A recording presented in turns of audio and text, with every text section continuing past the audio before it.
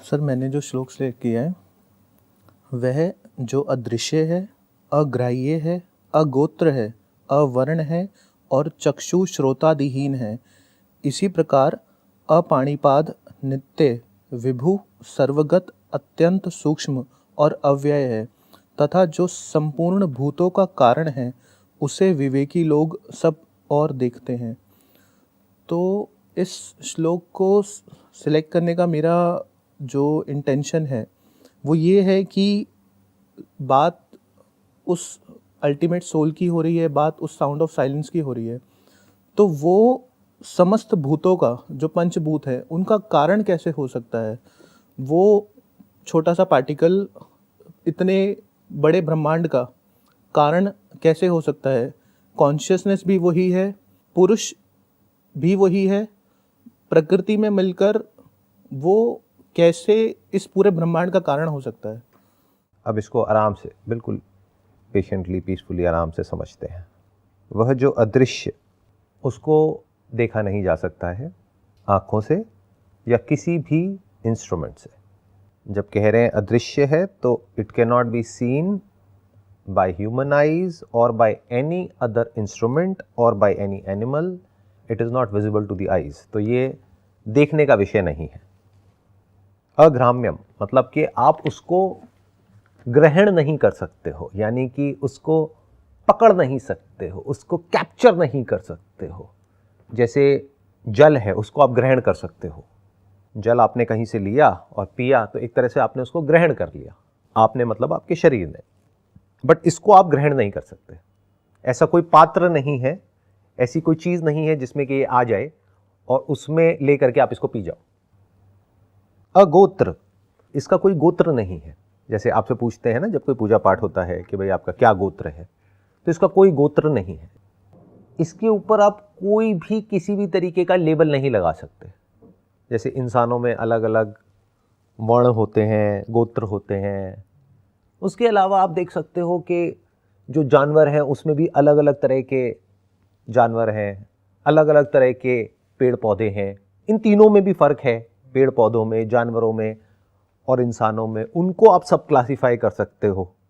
तो इसको किसी भी तरीके से आप क्लासीफाई नहीं कर सकते, इसको किसी भी तरीके से आप किसी कैटेगरी में फिट नहीं कर सकते। क्योंकि कैटेगराइज आप तब कर सकते हो किसी भी चीज़ को जब कहीं अपीयरेंस के लेवल पर कहीं कोई डिफरेंस हो या बाय बर्थ कहीं कोई डिफरेंस हो। अब देखना, ध्यान से समझना, या तो बाय बर्थ कोई डिफरेंस हो या उसके डीएनए के लेवल पे कोई डिफरेंस हो, तब हम उसको कैटेगराइज कर सकते हैं, अलग नाम दे सकते हैं। या उसकी फॉर्म अलग हो, या अगर वो एक साउंड वेव है तो उसकी फ्रीक्वेंसी अलग हो, तब हम कह सकते हैं कि ये आवाज़ तेज है, ये आवाज़ धीरे है। तो कुछ भी अलग अलग करने के लिए पहले ये पॉसिबल होना चाहिए कि उसको अलग करने की गुंजाइश हो। तो जो ब्रह्म है वो पैदा ही नहीं हुआ। तो जब पैदा ही नहीं हुआ तो पैदा के बेस पे, जैसे जन्म के बेस पे गोत्र और वर्ण ये सब पहले के ज़माने में डिवाइड होते थे, मतलब कैटेगराइजेशंस होती थी सोसाइटी में। But that was on the basis of what? On the basis of birth, on the basis of your parents, grand parents, आपका जो वंश है उसके हिसाब से। बट ये सब किसके हिसाब से है? जो पैदा हुआ। जैसे शरीर पैदा हुआ तो उसके हिसाब से आपको एक गोत्र में, जिस घर में आप पैदा हुए उसके हिसाब से गोत्र में, वर्ण में आपको फिट किया जा सकता है। आपको एक गोत्र और वर्ण मिल जाता है। बट जो पैदा ही नहीं हुआ, जिसका कभी जन्म ही नहीं हुआ, उसको किस गोत्र में आप फिट करोगे? जिसकी कोई एट्रीब्यूट्स है ही नहीं, जो अदृश्य है, तो कोई फॉर्म नहीं है, तो आप उसको काला नहीं कह सकते, गोरा नहीं कह सकते, अमीर नहीं कह सकते, गरीब नहीं कह सकते। उसको आप लिविंग नहीं बोल सकते, नॉन लिविंग नहीं बोल सकते। उसको किसी भी तरीके से आप किसी भी कैटेगरी में, जो भी कैटेगरीज हम लोगों के माइंड में होती हैं किसी भी तरह की, फिर चाहे वो साइंटिफिक हो, चाहे रिलीजियस हो, चाहे स्पिरिचुअल हो, किसी भी कैटेगरी में उसको आप फिट नहीं कर सकते। क्यों? क्योंकि वो अजन्मा है, नंबर 1। नंबर 2, वो फॉर्मलेस है। नंबर 3, वो इन्फिनिट है। तो जो फाइनाइट है उसको आप किसी तरीके से कैप्चर करके उसको बोल सकते हो कि कम है, ज़्यादा है, ये ऐसा है, वैसा है, या तो उसके कोई कलर हो। कुछ ना कुछ एट्रीब्यूट्स होने चाहिए जिसके बेस पे हम उसको कोई नाम दे सकें। उस रूप को कोई रूप होना चाहिए, तो उसका कोई रूप ही नहीं है। और चक्षु श्रोत्रादिहीन है। मतलब कि उसको आंखों से नहीं देखा जा सकता। दूसरा श्रोत्र, अभी मैं बोल रहा हूं, आप सुन रहे हो, तो ये बोलने का और सुनने का भी विषय नहीं है, क्योंकि इसके बारे में कुछ कहा ही नहीं जा सकता। जो भी हम कहेंगे वो गलत ही होगा, क्योंकि कुछ भी कहने के लिए कुछ तो ऐसा होना चाहिए ना जिसके बारे में कुछ कहा जा सके। जैसे आप हो, मैं हूं, हमारे बारे में कितना कुछ कहा जा सकता है, बट कुछ ऐसा जो कि अखंड है, जिसमें कहीं भी कोई भी किसी भी तरह का कोई भी डिवीजन पॉसिबल ही नहीं है, उसको मैं आंखों से आपको दिखाई नहीं सकता हूं, तो उसके बारे में मैं क्या बोलूंगा? जो भी बोलूंगा वो गलत ही होगा। तो यहां पर क्या कहा जा रहा है कि वो सुनने का भी विषय नहीं है, यानी इन कानों से सुनने का विषय नहीं है वो, लेकिन वो है। ये ध्यान रखना, ये मत समझ लेना। अब यहाँ पे गड़बड़ क्या हो जाती है, जो इसको पढ़ते हैं, सुनते हैं, समझते हैं, वो ये समझते हैं जब ये सब है ही नहीं, ना कहने का विषय है, ना सुनने का विषय है, ना इंद्रियों का विषय है, ना मन का विषय है, ना बुद्धि का विषय है, तो इसका मतलब वो है ही नहीं। That is emptiness, that is void. नहीं, अगर ऐसा होता तो उसके बारे में बात ही नहीं करी जाती। वो है, लेकिन वो इस सब का विषय नहीं है। उसके पीछे का लॉजिक हमको समझ आ रहा है, यानी वो ज्ञान का विषय नहीं है। जिस तरीके से हम एक दूसरे को ज्ञान देते हैं, तो ज्ञान देने के लिए जिस चीज़ के बारे में मैं आपको नॉलेज दे रहा हूं, उसके बारे में कुछ तो होना चाहिए ना बोलने के लिए। मैं क्या बोलूं उसके बारे में? जैसे किसी भी चीज़ के बारे में कुछ बोलना है तो क्या कहेंगे कि ये चीज़ अब पैदा हो गई, यानी एक फॉर्म जो पहले एग्जिस्ट नहीं करती थी अब वो एग्जिस्टेंस में आ गई। अब वो फॉर्म मिट गई, यानी कि वो मर गई, यानी कि बदल गई। तो जो बदला ही नहीं उसके बारे में क्या कहोगे? जो समय से परे है उसके बारे में क्या कहोगे? स्पेस में कुछ है तो उसके बारे में बात करी जा सकती है, उसको पॉइंट किया जा सकता है। जिसमें स्पेस है उसके बारे में क्या कहोगे? बल्कि स्पेस के बारे में भी क्या कहोगे? स्पेस भी वाणी का विषय नहीं है। कुछ बोल के दिखाओ, ये जो स्पेस है इसके बारे में। You can not speak. Just है तो वो है नहीं, आप किस बेसिस पे कह रहे हो कि स्पेस है? आप क्या उसको टच कर रहे हो, फील कर रहे हो? किस बेस पे आप कह रहे हो कि वो है? कुछ भी नहीं कहा जा सकता है, बिकॉज द मोमेंट यू से है तो मैं कहूंगा कि कुछ भी होने के लिए उसका कोई प्रूफ होना चाहिए। तो स्पेस का प्रूफ क्या है? It might just be an illusion.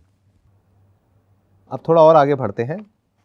इसी प्रकार अपाणिपाद नित्य विभू सर्वगत अत्यंत सूक्ष्म, देखो यहां पे क्लियर हो गया है कि वो है, कि वो अत्यंत सूक्ष्म है, इसलिए वो इंद्रियों का विषय नहीं है।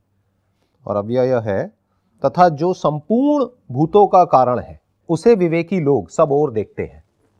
जो संपूर्ण भूतों का कारण है, अब ये कारण किस स्टैंड पॉइंट से है इसको ध्यान से समझना पड़ेगा। भूत होते क्या हैं? भूत मतलब वो जो दिखते हैं लेकिन होते नहीं है। पंचभूत कहते हैं, धरती जल अग्नि वायु आकाश, इनको भी भूत कहा गया है। अब आप कहोगे ये टेबल भूत कैसे हुई? ये तो मुझे दिख रही है अपनी आंखों से, इसको आप भूत कह रहे हो? अगर स्क्रिप्चर्स के अकॉर्डिंग देखा जाए तो धरती जल अग्नि वायु आकाश, पानी को आप पी रहे हो, पानी भूत कैसे हुआ? सोचो, दिमाग लगाओ। सर सारे पांचों पार्टिकल से मिलके बना हुआ है, पांचों भूतों से मिलके, इसलिए। वो तो पीछे आप चले गए ना। मैं तो ये कह रहा हूं कि अभी ये जो है, ये इसको हम भूत कैसे बोल सकते हैं? भूत मतलब that which does not exist in reality. तो ये बहुत बड़ी बात है जो कही जा रही है। ये काफी हद तक वैसी बात है जो क्वांटम फिजिक्स कर रही है। The observer effect, wave particle theory, कि इंस्ट्रूमेंट है तो पार्टिकल है अगर कैमरे को प्लेस किया हुआ है, और नहीं है तो वेव है। तो जो पार्टिकल है, यानी जो भी कुछ दिख रहा है या हार्ड लग रहा है, that is all from the stand point of instrument which in itself is made of a particle which is a particle. But अगर उस इंस्ट्रूमेंट को भी हम मॉनिटर करते हैं किसी और इंस्ट्रूमेंट से, तो वो इंस्ट्रूमेंट है, नहीं तो वो भी वेव है। अब क्या करोगे? सब तरफ वेव ही वेव है, यानी कहीं कुछ है ही नहीं। तो भूत का मतलब वो होता है जो दिखता तो है लेकिन होता नहीं है। जैसे सिनेमा हॉल में हम मूवी देखने जाते हैं, क्या वहां पे एक्चुअल में कुछ होता है? नहीं होता है, ये हमें क्लियर है। एक मूवी है जो प्ले हो रही है स्क्रीन के ऊपर। जब हम सपना देखते हैं तो क्या एक्चुअल में वहां पर कुछ होता है? एक पूरी की पूरी दुनिया होती है लेकिन एक्चुअल में कहीं कुछ नहीं होता है। तो यहां तो दोनों जगह हमको क्लियर हो जाता है कि ये दोनों भूत है। भूत मतलब इमेजिनरी है, वो एक्चुअल में एग्जिस्ट नहीं कर रहा है, दिख रहा है, ऐसा लग रहा है कि स्क्रीन में एक्चुअल में कोई है। जैसे कोई बच्चा जा करके देखेगा तो उसको एक्चुअल में लगेगा कुछ है वहां पर, वो शायद उसको टच भी करके देखेगा, और अब तो वर्चुअल रियलिटी आ गई है। अब तो ये फर्क करना ही बहुत मुश्किल हो जाएगा आने वाले टाइम में कि एक्चुअल में कौन है और कौन नहीं है, क्योंकि अभी तक वो 2D था, धीरे धीरे अब 3D हो रहा है, 4D हो रहा है। तो यहां तक तो हमको समझ आ रहा है मूवीज के केस में और अपने ड्रीम्स के बेस पर, लेकिन जो हम आंखों से देख रहे हैं इसको प्रत्यक्ष बोलते हैं, यानी जो विजिबल है आंखों से और हाथों से आप इसको टच कर सकते हो, ये कैसे कह सकते हो कि ये यहां पर नहीं है? और यहां पर क्या कह रहे हैं, जो संपूर्ण भूतों का कारण है। अब ध्यान से समझो, इस टेबल के होने के लिए किसी एक ऐसे इंस्ट्रूमेंट का होना चाहिए जिसके थ्रू जब हम देखते हैं तो ये टेबल दिखे।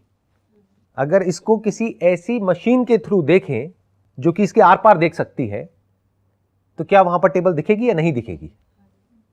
वहां टेबल है ही नहीं, वहां पर तो स्पेस है।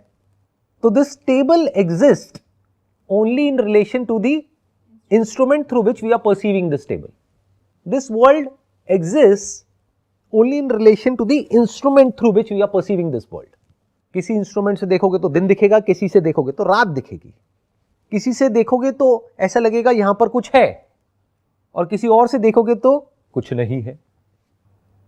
अगर कोई ऐसा जीव है जो कि इतना सूक्ष्म है जो इसके आर पार निकल जाए, उसके लिए तो टेबल है ही नहीं।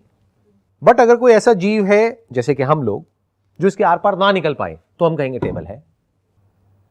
तो it is just a stand point. This entire universe is relative. Relative मतलब क्या होता है, उसकी अपने आप में इंडिपेंडेंट कोई एग्जिस्टेंस नहीं है। यथा दृष्टि तथा सृष्टि, ये सिर्फ देखने वालों की आंखों में है। ये सिर्फ एक स्टैंड पॉइंट से एग्जिस्ट कर रही है टेबल, क्योंकि मैं अभी इसको देख रहा हूं, क्योंकि ये आंखें इसको देख रही है तो ये है। बट जिस वक्त इसको नहीं देखा जा रहा है उस वक्त क्या है? यहां पर वाइब्रेशन है, साइंटिफिकली अगर बात करी जाए तो, यानी कि वेव है। जो भी पार्टिकल के जैसा दिख रहा है वो एक्चुअल में तो वेव है। जैसे पानी तो है पानी, लेकिन लहर दिख रही है सटल लेकिन ग्रॉस दिख रही है, इसलिए इसको भूत कहा गया है। और यही हमारे जो ऋषि मुनि हुए आज से हजारों साल पहले, यही उनकी खास बात है।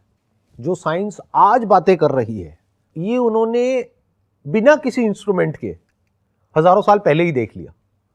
आज जाकर के साइंस बोल रही है कि ये सब जो दिख रहा है मटेरियल वर्ल्ड, वो एक्चुअल में कुछ नहीं है, वेव है। एक्चुअल में पार्टिकल नाम की कोई चीज नहीं है, सब वेव है। Particle exist only in relation to the instrument through which we are looking at that wave. जो एक्चुअल में वेव है लेकिन लग रही है पार्टिकल के जैसी बिकॉज ऑफ द इंस्ट्रूमेंट। ये एक इन्फिनिट लूप बनेगा अगर ध्यान से देखोगे तो, क्योंकि जो इंस्ट्रूमेंट है वो भी एक्चुअल में वेव है, वो भी कहीं नहीं है। इन अदर वर्ड्स, एक मिरर है, उसमें एक दुनिया दिख रही है, तो क्या वो मिरर उस दुनिया से अलग है? नहीं, मिरर भी वेव है और दुनिया भी वेव है। मिरर भी एक पार्टिकल है जिसमें ये दुनिया दिख रही है जो कि पार्टिकल है, लेकिन ये दुनिया के आगे अगर मिरर ना लगाओ तो दुनिया भी वेव है, और अगर उस मिरर को किसी और मिरर से ना देखो तो वो मिरर भी वेव है। या उस मिरर को किसी ऐसे इंस्ट्रूमेंट से देख लो जो कि उसके आर पार देख सकता है, तो मिरर है ही नहीं। जब मिरर ही नहीं है तो मिरर में दिखने वाली दुनिया कहां गई? अब अगर इस सबके सेंटर में देखोगे तो क्या है? ध्यान से देखो, इस सबके सेंटर में यानी सारे भूत, ये जो पंचभूत है और ये जो पूरा का पूरा यूनिवर्स है जो हमको दिख रहा है, सुनाई दे रहा है, इस सबके सेंटर पॉइंट में क्या है? कॉन्शियसनेस है। कॉन्शियसनेस। तो इस स्टैंड पॉइंट से अगर आप समझोगे तो जो ब्रह्म है, आत्मा है, वो संपूर्ण भूतों का कारण है। क्योंकि अगर एक कैमरा तो हो, लेकिन अगर उसमें जो रिकॉर्डिंग है उसको कोई देखने वाला ना हो, यानी कि उस कैमरे को देखने वाला कोई ना हो, तो जो भी उस कैमरे में कैप्चर हुआ वो भी और वो कैमरा भी एक वेव है, यानी कि वो है ही नहीं, भूत है। यानी कि वो दिखता है जब कोई देखता है। तो इस सबके सेंटर पॉइंट में क्या आ गया? Observer, consciousness. बट ऑब्जर्वर में कोई सेपरेशन नहीं है, ये बात यहां पर कही जा रही है। आगे अभी देखते हैं हम क्या कहा जा रहा है। ध्यान से सुनना, ध्यान से समझना। जब साइंस ऑब्जर्वर के बारे में बात करती है तो वो ये समझते हैं कि अलग अलग कैमरास के पीछे अलग अलग ऑब्जर्वर्स हैं। So one thing is for sure that there is observation that observing is going on, but this illusion of a separate observer standing there is a myth. थोड़ा सा कॉम्प्लेक्स है, मेरे को इसको और थोड़ा सिंपल करना पड़ेगा। देखो ध्यान से सुनो, ये जो वेव पार्टिकल थ्योरी है इसके स्टैंड पॉइंट से समझने की कोशिश करते हैं। जब एटम्स को हमने फायर किया और कैमरे को प्लेस किया तो वो एटम्स ने जो छाप छोड़ी दीवार पर वो पार्टिकल के जैसी है, बट जब कैमरे को प्लेस नहीं किया, कैमरे को हटा दिया, तो वहां पर वेव है। ऐसा नहीं कुछ नहीं है, कुछ तो है। यानी वो एटम्स जो कहने के लिए पार्टिकल है, वो एटम्स एक्चुअल में वेव है, यानी सिर्फ एक वाइब्रेशन है। लेकिन जब कैमरे को वहां पर प्लेस किया तो हुआ क्या, लाइट का और एटम्स का आपस में कांटेक्ट हुआ और फिर वो लाइट वापस से उस कैमरे में आई, कैप्चर हुई, तो उसकी जो रिफ्लेक्शन कैप्चर हुई उस वजह से वो पार्टिकल की तरह अपीयर हो रहे हैं। ये पूरा यूनिवर्स एक्चुअल में वाइब्रेशन है, एक्चुअल में एक बहुत बड़े समुद्र की तरह देखो। लेकिन जब इसको किसी पर्टिकुलर इंस्ट्रूमेंट के थ्रू देखते हैं तो वहां पर कुछ फॉर्म्स दिखने लग जाती है, जहां पर एक्चुअल में कोई फॉर्म्स नहीं, जहां पर सिर्फ लहरें हैं, जहां पर सिर्फ वेव्स हैं। जैसे होता नहीं है, कई बार हम आसमान में देखते हैं बादलों की तरफ तो हमको वहां पर कुछ फॉर्म्स नजर आने लग जाती है। आजकल तो व्हाट्सएप पे भी उल्टे सीधे फॉरवर्ड होकर के आते हैं कि देखो वो दिख रहे हैं, इसकी फोटो दिख रही है, इसकी शक्ल दिख रही है, इसकी आंखें दिख रही है, ये दिख रहा है, वो दिख रहा है। ये सब कहाँ है? एक्चुअल में है। ये आपकी अपनी इमेजिनेशन है, कुछ भी इमेजिन कर लो। तो आज ये सब समझना हमारे लिए बहुत आसान है क्योंकि हमारे पास में बहुत सारी साइंटिफिक स्टडीज हैं जिसके बेस पे हम इन सब चीज़ों को समझ सकते हैं। बट सोचो आज से हज़ारों साल पहले कैसे समझा होगा उन्होंने, कितने बारीकी से ऑब्जर्व किया होगा चीज़ों को। This is the beauty of the scriptures जिनको हम स्टडी कर रहे हैं। उसे विवेकी लोग सब और देखते हैं। विवेकी कौन होते हैं? जो इस विविधता में, ये जो विविध दुनिया है, यानी तरह तरह की चीज़ें, तरह तरह के लोग, तरह तरह के पेड़ पौधे, तरह तरह के जानवर, इतनी वैरायटी है, इतनी डाइवर्सिटी है, उसमें एक को देख लेते हैं, उसको विवेकी बोलते हैं। जो विविध दुनिया में, सृष्टि में एक को देख सके, एक तत्व को देख सके, उसको विवेकी बोलते हैं। यानी वो जो आत्मा और अनात्मा में फर्क कर सके, यानी वो जो भूतों में और रियलिटी में फर्क कर सके। अब ध्यान से समझना इस बात को। अभी हमने क्या देखा कि जितना भी कुछ दिख रहा है वो सब एक्चुअल में वेव है, यानी ये सब रुका हुआ नहीं है, बह रहा है, सिर्फ रुका हुआ दिख रहा है। तो वो जो वेव है उसकी कोई फॉर्म नहीं है, इसकी फॉर्म है। वो वेव ही ब्रह्म है, वो वेव ही आत्मा है जो दिख रही है अलग। जैसे किसी नदी में पानी ही है एक्चुअल में, बट वो पानी अलग दिख रहा है। पानी के स्टैंड पॉइंट से दो नहीं है, देखने वाले की जो नजर है उसमें दो दिख रहे हैं, बट दो दिख रहे हैं ये भी प्रॉब्लम नहीं है। समझ के लेवल पे अगर वो बोल दे कि लहर और पानी दो अलग अलग चीजें हैं, या फिर उसको लहर के बारे में तो पता हो, बुलबुलों के बारे में पता हो, पानी के बारे में पता ही ना हो, तो गड़बड़ हो गई। इसको अज्ञान बोलते हैं। यानी अज्ञानी में और ज्ञानी में, विवेकी में और अविवेकी में फर्क को अच्छे से समझ लो। जब ज्ञानी भी एक नदी की तरफ देखता है तो उसको भी लहरें दिख रही हैं, बुलबुले दिख रहे हैं, सब कुछ दिख रहे हैं, बट उसको पता है कि ये सब पानी है, और वो पानी को भी देख रहा है, आंखों से नहीं, इंद्रियों के थ्रू नहीं, मेमोरी के थ्रू नहीं, थॉट के थ्रू नहीं, एक्चुअल में वो पानी को भी देख पा रहा है। लेकिन जो अज्ञानी है उसको पानी का कोई अता पता नहीं है। यानी ये जो टेबल यहां पर दिख रही है, जो अज्ञानी है उसको सिर्फ टेबल दिख रही है, लेकिन जो ज्ञानी है उसको ये टेबल रॉ फॉर्म में दिख रही है।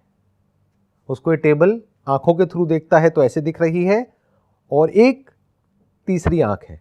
तीसरी आंख मतलब, इसको इमेजिन मत करना, समझना कि तीसरी आंख मतलब क्या। एक ऐसी आंख जो ज्ञानी के पास तो है, अज्ञानी के पास में नहीं है। That is the sound of silence. तो जो ज्ञानी है वो उस वेव को देख पा रहा है जिसकी ये टेबल बनी है, सोफा बना है, ये बॉडी बनी है। तो वो इस पूरे यूनिवर्स को रॉ फॉर्म में देख पा रहा है, इसके रॉ मटेरियल को देख पा रहा है, और वो ये भी जानता है कि जो रॉ मटेरियल है जिसका ये सब बना है वो ही कॉन्शियस है।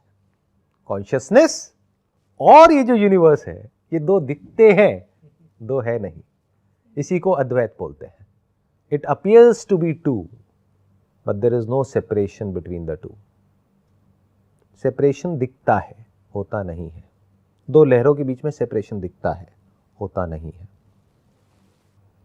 उसे विवेकी लोग सब ओर देखते हैं, मतलब ऊपर नीचे आगे पीछे हर तरफ उनको वो नजर आता है। कौन है वो?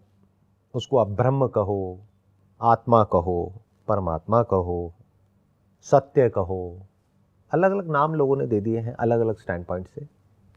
इसीलिए भगवत गीता में एक जगह पर आता है कि जब ये पूरी दुनिया सोती है तब ज्ञानी जागता है, और जहां पर ये पूरी दुनिया जागती है तब ज्ञानी सो जाता है।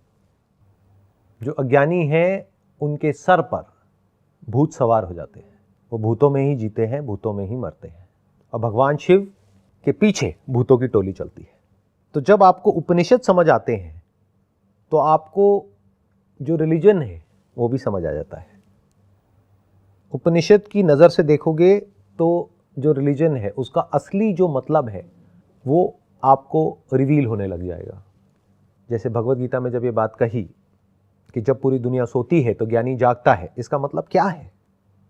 एक ऐसी रियलिटी है जिसकी तरफ ये पूरी दुनिया सोई हुई है और ज्ञानी उसकी तरफ जागा हुआ है। और ये जो पूरी की पूरी दुनिया है जिसके पीछे लोग पागल हुए पड़े हैं, काम, क्रोध, लोभ, ये सब भरा पड़ा है लोगों के अंदर, यानी पैसा, पावर, पोजीशन, इस सब के पीछे दुनिया पागलों की तरह भाग रही है, उस सब की तरफ ज्ञानी सोया हुआ है। उसके लिए मिट्टी में और सोने में कोई फर्क नहीं है, क्योंकि वो देख पा रहा है कि मिट्टी हो या सोना हो, दोनों का सब्सटेंस एक ही है और वो सब्सटेंस मुझसे अलग नहीं है। आपको सोने की चाह हो सकती है, जब मैं सोना बोल रहा हूं तो गोल्ड की बात कर रहा हूं, स्लीप की बात नहीं कर रहा हूं। लेकिन क्या सोने को, गोल्ड की चाह हो सकती है? वो तो है। ऐसे ही जब तक दो है तब तक कामना है, तब तक क्रोध है, लोभ है, भय है, दूसरे से भय होता है, किसी के आ जाने का भय होता है, किसी के चले जाने का भय होता है।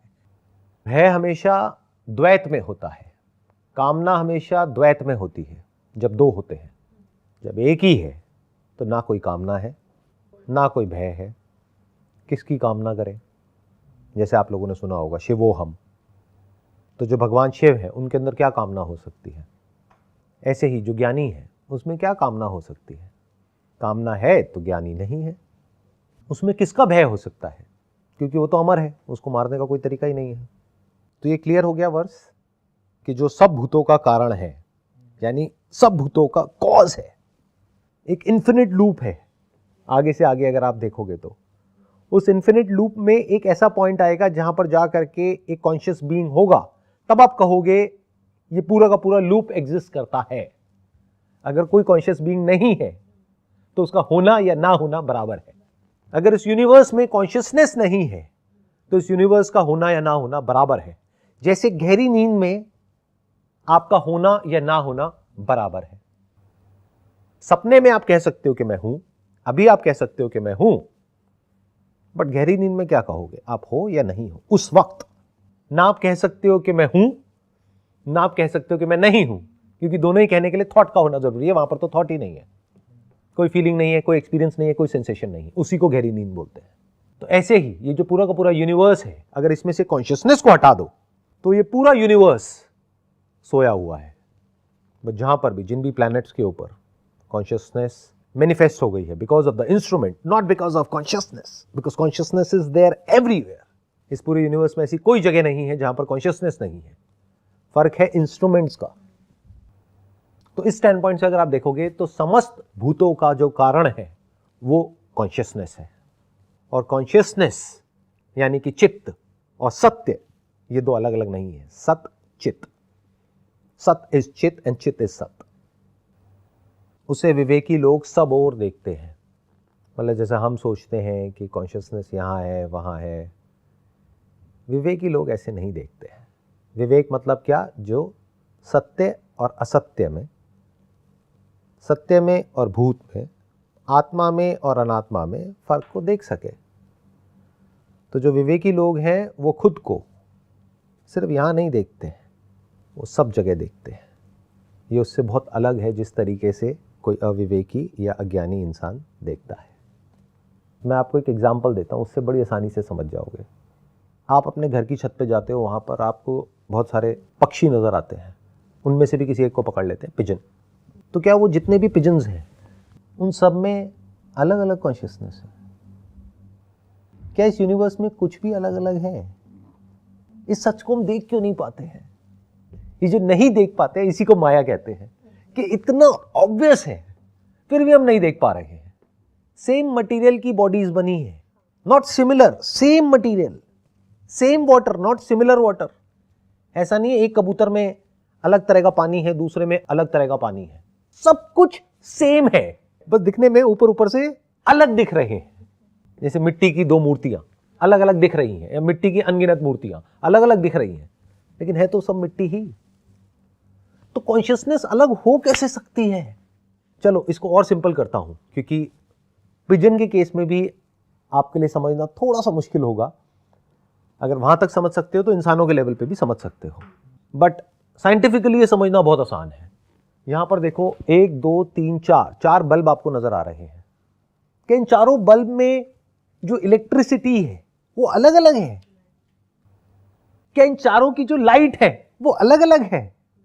क्या जिस मटेरियल के चारों बल्ब बने हैं वो अलग अलग है?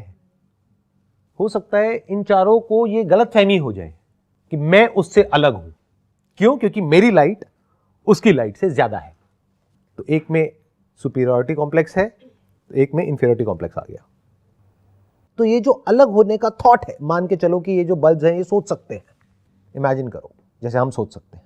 तो अगर कोई एक बल्ब ये सोच ले कि मैं और जितने भी बल्ब हैं उनसे अलग हूं, देखो मेरी लाइट उसकी लाइट से ज्यादा है, मेरी लाइट का कलर उसकी लाइट के कलर से बेटर है, इस बल्ब की जो शेप है वो और बल्ब की जो शेप्स है उससे बेटर है या उससे खराब है। यानी उस बल्ब को ये लग रहा है कि मेरी अपनी एक सेपरेट एग्जिस्टेंस है, कि मैं एग्जिस्ट करता हूं। तो उस बल्ब को क्या कहोगे? उसको बोलूंगी कि सोचना ही छोड़ दे। नहीं, ये नहीं कि सोचना ही छोड़ दे, क्योंकि अगर उसने सोचना ही छोड़ दिया ये उसके अंदर हमेशा के लिए रह जाएगा।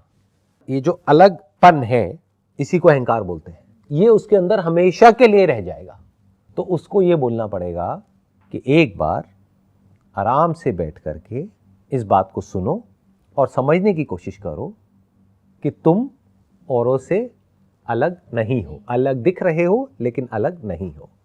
मटेरियल के पॉइंट ऑफ व्यू से भी अलग नहीं हो, तुम्हारे पीछे जो इलेक्ट्रिसिटी है उसके भी पॉइंट ऑफ व्यू से अलग नहीं हो, जो लाइट है उस पॉइंट ऑफ व्यू से भी अलग नहीं हो। तुम ही वो इलेक्ट्रिसिटी हो। तुम सिर्फ वो इलेक्ट्रिसिटी नहीं हो जो इस बल्ब के थ्रू आ रही है। जितनी भी इलेक्ट्रिसिटी है, जहां पर भी इलेक्ट्रिसिटी है इस पूरे यूनिवर्स में, वो तुम ही हो। तुम सिर्फ वो लाइट नहीं हो जो इस बल्ब के थ्रू निकल रही है, क्योंकि लाइट में एक्चुअल में कोई सेपरेशन नहीं है। जब इस बल्ब की लाइट निकलती है और उसकी निकलती है और दोनों आकर के मिल जाती है, तो क्या कहोगे वो किसकी लाइट है? लाइट तो लाइट है। तो इस बल्ब को क्या समझना पड़ेगा? अगर ये मुक्त होना चाहता है, जिसको मोक्ष बोलते हैं, मुक्ति बोलते हैं, मुक्त किससे? इस गलतफहमी से कि मैं ये बल्ब हूं। इस गलतफहमी की वजह से क्या प्रॉब्लम होती है? लगाओ दिमाग। आपकी लाइफ की जितनी भी प्रॉब्लम्स हैं उस सबकी जड़ यही है, और कोई जड़ है ही नहीं। The moment it thinks that I am this and this only, तब एक स्ट्रगल शुरू हो गई है औरों को पीछे छोड़ने की, आगे निकलने की। अब वो मुझसे आगे निकल गया है, मैं पीछे रह गया हूं। डर लगता है कि एक दिन ये बल्ब नहीं रहेगा। देखो आसपास के सारे बल्ब एक एक करके फ्यूज हो रहे हैं। इस बल्ब के साथ में 5 लोग जुड़े थे, एक फ्यूज हो चुका है, 4 रह गए हैं। वो 4 भी फ्यूज होंगे और वो खुद भी फ्यूज होगा।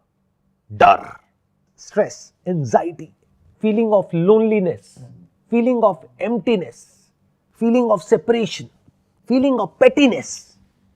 जिन लोगों को आप बहुत बड़ा समझते हो ना, दुनिया की नजर में बोलते हो ना, ये बड़ा आदमी है, ये छोटा आदमी है, व्हाटएवर, यही लैंग्वेज होती है ना जो हम यूज करते हैं अपने घरों में। अरे वो तो बहुत बड़ा आदमी है। वो बड़ा भी अंदर से कितना छोटा है, अगर वो आपने देख लिया उसकी ब्रेन में झांक करके, उसकी भी जरूरत नहीं है। उसके एक्शंस को देखो, आपको समझ आ जाएगा ये बड़े बड़े लोग भी कितने छोटे हैं as far as their actions are concerned. तो दिखने में दूर दूर से ये जितने भी अज्ञानी बल्ब हैं, ये देखने में दूर दूर से अज्ञानियों के स्टैंड पॉइंट से बड़े छोटे हो सकते हैं, बट ज्ञानी के स्टैंड पॉइंट से देखोगे तो सब एक जैसे हैं। क्योंकि अज्ञान जिसको बोलते हैं इग्नोरेंस, मतलब कि उसको नहीं पता कि मैं एक्चुअल में क्या हूं और क्या नहीं हूं। बल्ब को एक्चुअल में नहीं पता कि वो क्या है और क्या नहीं है, वो खुद को बल्ब समझ रहा है। जबकि इस एक बल्ब के होने या ना होने से उसको फर्क नहीं पड़ता है। अगर वो इलेक्ट्रिसिटी है तो, अगर वो लाइट है तो ये बल्ब नहीं रहेगा, लेकिन जो इलेक्ट्रिसिटी है, लाइट है, वो हमेशा के लिए रहेगी।